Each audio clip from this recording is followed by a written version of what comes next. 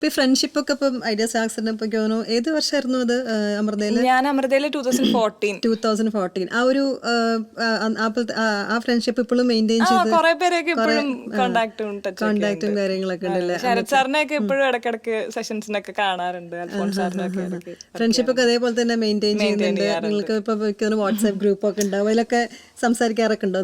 ഇടയ്ക്ക് ഉണ്ടാവാറുണ്ട്. എല്ലാരും അങ്ങോട്ടും ഇങ്ങോട്ടും അവരുടെ കാര്യങ്ങളൊക്കെ ഷെയർ ചെയ്യാറൊക്കെ ഉണ്ട്.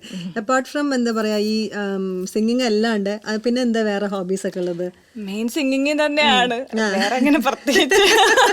അല്ല, എന്തെങ്കിലും പെയിന്റിങ്ങോ അല്ലെങ്കിൽ റീഡിങ് അല്ലെങ്കിൽ പിന്നെ ഇൻസ്ട്രുമെന്റ്സ് എന്തെങ്കിലും ഒക്കെ വായിക്കാറുണ്ടോ? ഒന്നുമില്ല, അങ്ങനെ വായിക്കാറില്ല. ഫുൾ ടൈം സിംഗിങ് തന്നെയാണ്. സിംഗിങ് തന്നെയാണ്. അപ്പൊ ഏത് ടൈപ്പ് ഓഫ് സോങ്സ് കേൾക്കാനാണ് കൂടുതൽ ഇഷ്ടം? എല്ലാം കേൾക്കാറുണ്ട്. എനിക്കൊന്ന് കൊച്ചിലെ തൊട്ടുള്ള ഒരു ഹാബിറ്റ് കൂടുതൽ ഹിന്ദിയോട് താല്പര്യം.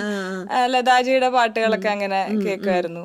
പിന്നെ ഒബിയസ്ലി ചിത്ര ചേച്ചിയുടെ അങ്ങനത്തെ ചിത്ര ചേച്ചിനെ നേരിട്ട് കാണാനുള്ള ഒരു ചാൻസ് കിട്ടി.